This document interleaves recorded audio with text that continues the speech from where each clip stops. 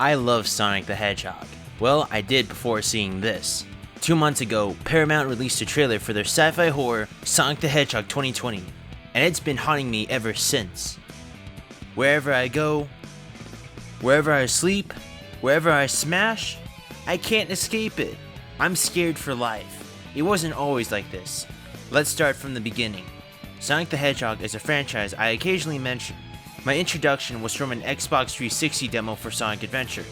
I liked it, so I bought Sonic Adventure 1, then 2, then Generations, and the rest is history. Sonic the Hedgehog is a mascot platformer game series that focuses on momentum-based gameplay. While some games just stink, others are just straight up snappers. I made a few reviews a while back, and they did alright. I still love this community, the Twitter account, and the music. Especially the music. But all of that changed when this dropped. This trailer isn't good, and the internet agrees. People criticize it for the inappropriate song selection, the weird casting of Jim Carrey as Eggman, and especially Sonic's model. Gah. Even VG Donkey couldn't resist this tragedy. So yeah, this movie looks great. Very excited to see where they go with the sequel. It's gotten so bad, the studio delayed the film to next year so they can redo Sonic's model. So now, the animators have more time to save this disaster. And, good on them.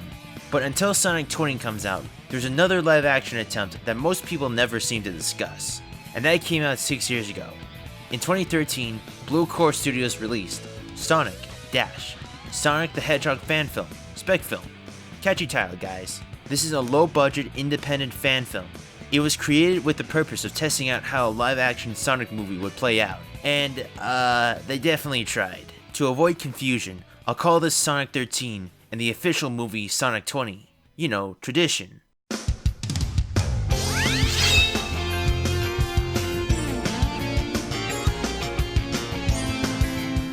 Sonic 13 is a 2013 sci-fi horror documentary about a blue guy, some robots, and this egg dude. It lasts for 18 minutes, and not a lot happens. Let's try dissecting this movie, and try applying our discoveries to Sonic 20. The movie begins with a test project they did in After Effects. On planet Mobius, all these Eggman's robots invade the woods. Eggman's armada overwhelms the city, and he conquers it.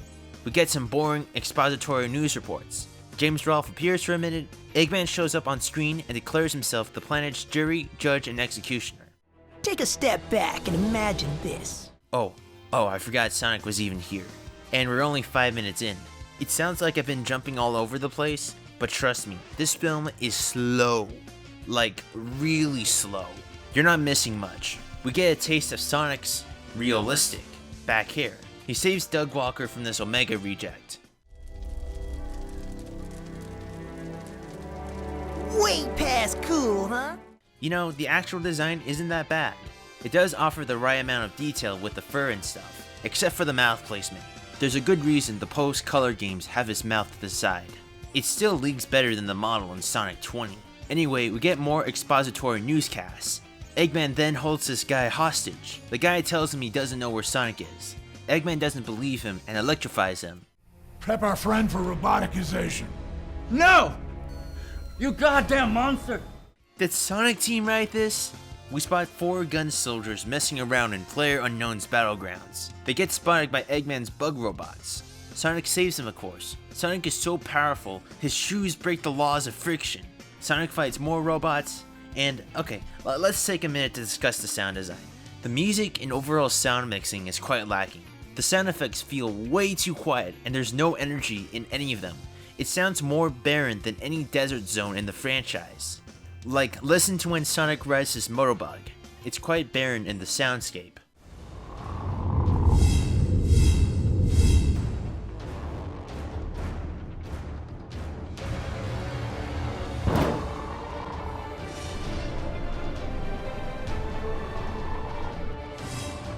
And the music is generic cinematic score 76. Have you listened to any of the music from the games?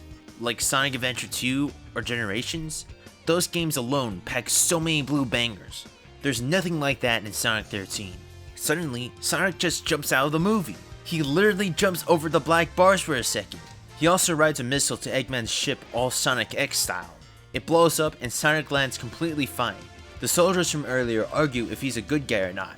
Fine, he may be on our side, but can we trust him? I think we all know that he's one of them. Yeah, totally deep moral dilemma. Eggman gets an Infinity Stone, Sonic runs through a realistic looking Green Hill Zone, Knuckles appears for some reason, and it ends.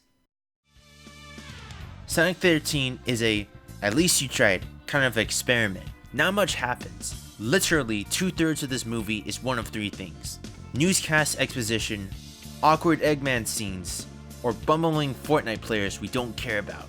The only real positive I can give was Jaleel White voicing Sonic. He did a good job.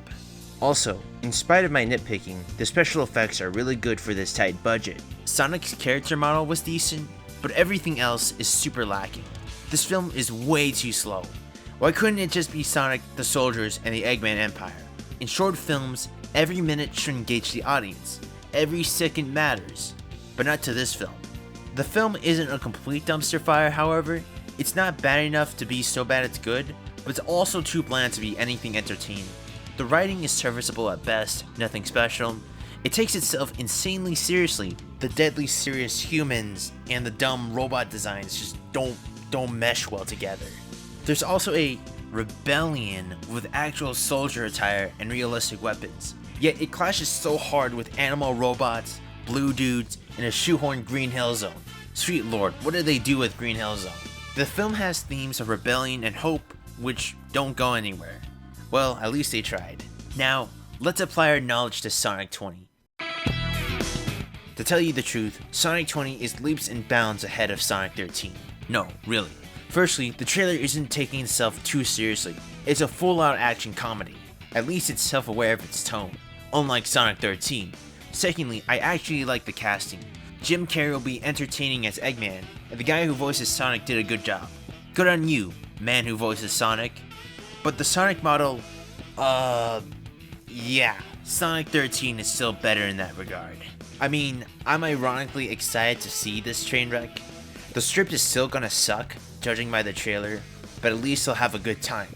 So if anyone from Paramount miraculously catches this video, here's some suggestions. Don't bog the movie down with overburdened exposition. Focus more on the animal characters than cardboard human characters. Make it move at a good pace. And most of all, pick a non-horrifying character design before throwing away money to fix it later. Just saying. Oh snap. I forgot to give Sonic 13 a rating. I give it 2 meows out of 5.